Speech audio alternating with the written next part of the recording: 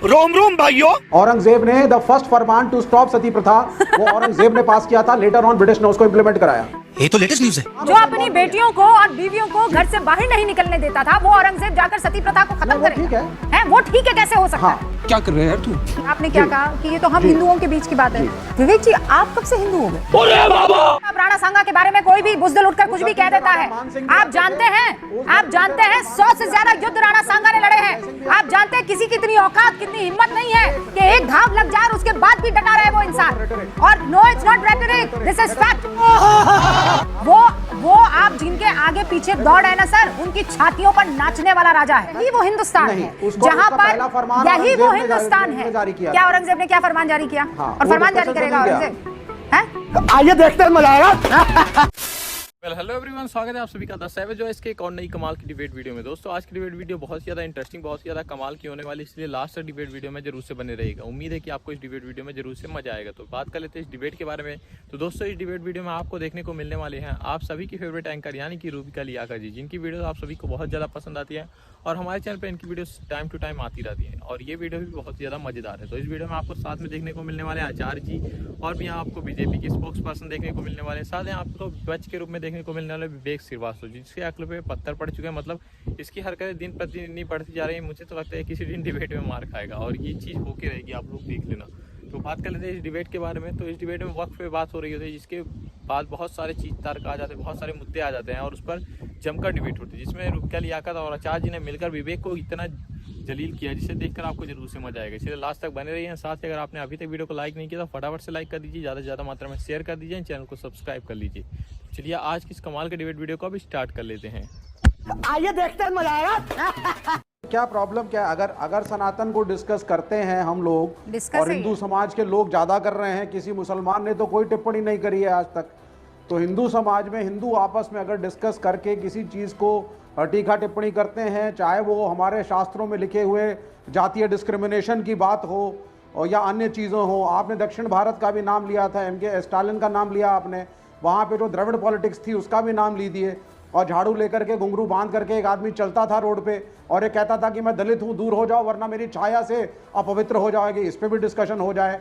तो बहुत सारी व्यापक चीज़ें हैं। इसको सिर्फ ये कहना कि हम 80-85% हिंदू आबादी यहाँ पर है। तो विवेक जी, आप उस हिंदुस्तान के बाशिंदे हैं, उस हिंदुस्तान के नागरिक हैं जहां पर आज से कुछ 100 सालों पहले सती प्रथा हुआ करती थी और वो खत्म हो गई। ये हिंदुस्तान में ही हो सकता है। क्यों? क्योंकि उसकी त्रुटियों को डिस्कस किया गया। सुनिए, और यही वो हिंदुस्तान है जहां पर, यही वो हिंदुस्तान है। क्या औरंगजेब ने क्या फरमान जारी किया? अबे जल्दी बोल, कल सुबह पनवेल निकलना है। और फरमान जारी करेगा औरंगजेब? औरंगजेब ने द फर्स्ट फरमान टू स्टॉप सती प्रथा वो औरंगजेब ने पास किया था। लेटर ऑन ब्रिटिश ने उसको इंप्लीमेंट कराया। तो डिस्कशन ना करें, हमारे धर्म में भी बहुत डिस्कशन हुआ है। और अगर हम सनातन को क्वेश्चन करते हैं, वो तो है ही नहीं कहीं ना, अगर ये तो औरंगजेब है बड़ा, इसको ना बड़ा औरंगजेब को हिंदू महिलाओं की जिंदगी और उनके रिस्पेक्ट के बारे में ख्याल आ गया कि फरमान जारी कर दिया। अरे औरंगजेब के फरमान का हिंदुस्तान इंतजार नहीं कर रहा। नहीं आया मैं नहीं जानता, लेकिन हिस्टोरिकली तो यही सत्य है सर। ऐसा है, आप विडो रिमैरिज को हटाया राम मोहन रॉय ने। के आगे आपको जो करना है करते रहिए, उससे किसी को कोई ना हम इट डजंट मैटर। लेकिन मुझे ये बताइए कि ये बहुत आसान है ना आपके लिए ये सब कहते ना कि दुर्गंध आती है इसीलिए गौशाला बना रही है बीजेपी, ये कह के बता देंगे आप? मैं तो रूबिका लियाकत हूँ, इसलिए ये सवाल आपसे कर सकती हूँ, पूछ सकती हूँ, क्योंकि मैं उसी कौम से आती हूँ। किसी के अंदर ये हिम्मत है कि कोई ये कह दे कि सुनिए ऐसा है, वहां वो मीट मछली की दुकान से दुर्गंध आती है। अरे बाप रे, ये तो धोती खोल रहा है। इसे बंद कर दिया जाए। कहेगा कोई? कह सकता है ऐसा? नहीं, मीट मछली की नहीं क्यों नहीं, वो देखिए आती है, लेकिन उसके लिए हाइजीन को फॉलो किया जाता है। हमारे फूड इंस्पेक्टर जाते हैं, दुकानों को लाइसेंस मिलता है, तब स्लॉटर हाउस चलता है, एक कानूनी प्रक्रिया है। गौशाला ऐसे ही चल रही है, ताता थैया ऐसे ही चल रही है गौशाला। नहीं, अब गौशालाओं का सरकारी गौशालाओं का जो हाल है उत्तर प्रदेश और पूरे भारत में सब जानते हैं। बूचड़खानों का भी हाल मैं बता देती हूँ, ये तो आपको दिखाई नहीं देता है। एमसीडी में बीजेपी थी, कूड़ा खाती है सड़क पे। रोहन गुप्ता जी, सड़क पे कूड़ा खा रही है गाय। रोहन गुप्ता जी, केयर नहीं है किसी की। ये बहुत आसान है। देखिए अभी भी विवेक जी किसी तरह की कोई उनको वो नहीं है। मैं तो कहता रहूंगा, नोबडी कैन स्टॉप मी। इसके पीछे की वजह आप समझ रहे ना क्या है? जब भी सनातन का अपमान हुआ है तब ये सारे सोकॉल्ड इंडी गठबंधन के नेता चुप रहे हैं। जब भी स्टेलिन की पार्टी ने अपमान किया तब कांग्रेस पार्टी चुप रही। औरंगजेब का महिमा मंडन हो रहा है तब कांग्रेस पार्टी चुप हुई। बांग्लादेश में हिंदुओं की बात हुई तब ये सारी पार्टियां चुप रही। ये क्यों चुप रहते हैं? देखिए किसी भी नफरती बयान के मैं कभी भी समर्थन, आप जानती है, कभी मैंने नहीं किया, पर इसका मतलब ये नहीं कि एक पैटर्न पार्टी के द्वारा बनी जाए कि आप तुष्टीकरण करें। जिस प्रकार से समाजवादी पार्टी के नेताओं के बयान आ रहे हैं, पूरे शर्म की बात है पूरे देश के सामने। किस प्रकार से आप कह सकते हैं कि सांड की बात करते हैं? वीडियो का फर्स्ट हाफ में हमने देखा किस तरीके से यहाँ जो रूबिका लियाकत होती है और साथ में आचार्य जी ने मिलकर बजाना शुरू कर दिया विवेक श्रीवास्तव को, जो कि उल्टी सीधी बातें कर रहा होता है। अभी आगे और भी ज्यादा आपको मजा आने वाला है, इसलिए लास्ट तक जरूर से बने रहिए। साथ ही अगर आपने अभी तक वीडियो को लाइक नहीं किया तो फटाफट से लाइक कर दीजिए, जल्दी जल्दी सब्सक्राइब कर लीजिए ताकि वीडियो की रीच ज्यादा हो। तो अब आगे की वीडियो आप देखिए। आप बीच में मत बोले विवेक जी, मैं आपके बीच में नहीं बोला, मेरी बात को खत्म हो जाए। नहीं, देखिए ये बहुत अपने धर्म के क्वेश्चन मार्क करेंगे तो मुसलमान कहां से बीच में आ गए भाई? तुष्टीकरण कहां से बीच में आ गया? कि तुष्टीकरण की राजनीति से भी उनको माइनॉरिटी वोट नहीं मिल रहे हैं। मैं आपको दिल्ली का एग्जांपल दे रहा हूं। रोहन जी जस्ट अ सेकंड, विवेक जी आप कब से हिंदू हो गए? बिल्कुल नहीं, बात हिंदू मुसलमान की नहीं। मुझे बताइए तुष्टीकरण शब्द कहां से आ गया? मुसलमान कहां से आ गए? माइनॉरिटी कहां से आ गई? एक मुसलमान ने प्रश्न किया, हिंदू ने प्रश्न किया, ये फंस गया सीएम। विवेक जी आपने क्या कहा कि ये तो हम हिंदुओं के बीच की बात है। आप तो खुद मानते हैं ना I am neither a Hindu nor a Muslim. हम नहीं मानते, लेकिन चलिए हम हिंदू नहीं, ये जो हिंदू समाज के लोग हैं वही बेगानी शादी में आप हिंदू नहीं होता है तो मुसलमान नाम से हिंदू नहीं होता है। मुसलमान तो कहीं से है ही नहीं, तुष्टीकरण कहां से हो गया? कोई नाम से हिंदू नहीं होता है। वर्तमान में मैं इतना ही समझना चाह रहा था और इतना ही समझ पा रहा हूं, 1966 में करपात्रे जी के आंदोलन पर अगर जो गोलियां चलाई जा सकती हैं, सन्यासियों को मारा जा सकता है, तो ये बहुत छोटी चीज है। इस देश के अंदर जिस आक्रांता ने संभाजी को अंग अंग काटा हो, उसका महिमा मंडन करना इस देश में अगर फैशन बन जाए तो मुझे लगता है इससे ज्यादा विघटनकारी देश के भविष्य और हेल्थ के लिए क्या हो सकता है।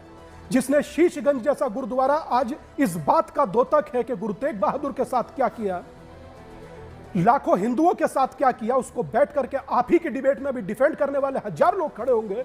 मैं समझता हूं कि इससे ज्यादा बुरा वक्त और कुछ नहीं हो सकता। मगर देश बदल रहा है, यह सबको समझना चाहिए। अगर जो उन्हें लगता है कि राम जी सुमन उधर से कुछ कहें और वो भी गलत फैक्ट रखें और देश के महान योद्धा राणा सांगा के बारे में इस प्रकार का शब्दावली अगर वो आजमाते हैं, मैं समझता हूं कि वो देश के 100 करोड़ हिंदुओं की नजरों में मुझे लगता है उनसे बढ़कर विलन कोई भी नहीं हो। तुमसे ना हो पाएगा। नहीं है, राणा सांगा जिस धरती से आते हैं वहां से मैं आई हूं। आपको पता है जब आप राणा सांगा के बारे में कोई भी बुज़दिल उठकर कुछ भी कह देता है, आप जानते हैं 100 से ज्यादा युद्ध राणा सांगा ने लड़े हैं। आप जानते हैं किसी की इतनी औकात, कितनी हिम्मत नहीं है कि एक घाव लग जाए और उसके बाद भी डटा रहे वो इंसान। और no it's not rhetoric, this is fact. I am not lying, this is fact, this is fact. Rana Sanga is a fact. वो आप जिनके आगे पीछे दौड़ रहे ना सर, उनकी छातियों पर नाचने वाला राजा है। मैं किसी के पीछे नहीं आगे। एंड इट्स नॉट रेटरिक, ये फैक्ट है। इतिहासकारों ने ये फैक्ट है। ये भारत इकलौता ऐसा देश है कि आप जैसे लोग बैठे हुए हैं और इस देश के इतिहास में जो राणा सांगा जैसे राजा हुआ करते थे, उनको आप लोग बैठ के कहते हैं नो प्लीज रेटरिक्स मत गाइए। ये रेटरिक्स है, पढ़िए उनके बारे में, राणा सांगा के बारे में, रूह कांप जाएगी आपकी। हाँ ठीक है। नहीं, हमने पढ़ा हुआ है। आप थोड़ा राजा मानसिंह के बारे में भी पढ़िए, औरंगजेब के सिपा सालार राजा जयसिंह के बारे में भी पढ़िए। सांगा जी को पढ़ लीजिए, उसके बाद आगे बढ़ेंगे। राजा जसवंत सिंह के बारे में मेरे भूमि पर नहीं थे। नहीं, ये गलत है ना। औरंगजेब भूमि पर नहीं था, अभी मजा आएगा ना। औरंगजेब आक्रांता था, हमारी भूमि पर आया है आक्रमण करने के लिए। आक्रांता नहीं था, औरंगजेब छठी पीढ़ी में था मुगल की। आप बाबर को आक्रांता कह सकते हैं, लेकिन उसके बाद की वंशावली में हिंदू रानियां भी थी, राजपूत रानियां भी थी। औरंगजेब की मदर खुद राज। तो बैठे बोले मुझे बोलने की जरूरत क्या है? आप सोचिए कि एक व्यक्ति अकेला पूरी डिबेट में औरंगजेब बाबर को डिफेंड कर रहा। और अपने देश के योद्धाओं पर प्रश्न चिन्ह लगाने में यस कर रहा है। मैंने हिस्ट्री को डिफेंड किया है। इससे ज्यादा बड़ी कोई मजबूरी हो सकती है? मैंने हिस्ट्री को डिफेंड किया है। विवेक बाबू उसी पार्टी का हिस्सा है जहां पर खालिद मसाल का प्रेस कॉन्फ्रेंस कराया गया हमास के आतंकी का। रूबिका जी, आज मैं एक बात वरुण बाबू, एक छोटी ज़रोन बाबू बात कह दूं, फिर उसके बाद आप कह दीजिएगा। मुझे हैरत इस बात पर कतई नहीं होती कि दौलत खान लोधी ने बुलाया। मुझे हैरत इस बात पे होती है कि विवेक बाबू आज भी खड़े होकर के, मतलब आज भी आक्रांताओं के साथ खड़े हैं। मैं समझ नहीं पा रहा हूं। मुझे कांग्रेस का समझ में आता है, अच्छा, मुझे कांग्रेस का समझ में आता है कि कांग्रेस के एक व्यक्ति ने कहा कि साधु संतों की तुलना, वो सत्ता में था, साधु संतों की तुलना गलत है कि मैं फाड़ दूंगा। मगर मैं एक बात आपसे कहना चाहता हूं, हिंदुओं, बटे रहो जातियों में और देखते रहिए अपना अपमान होते हुए।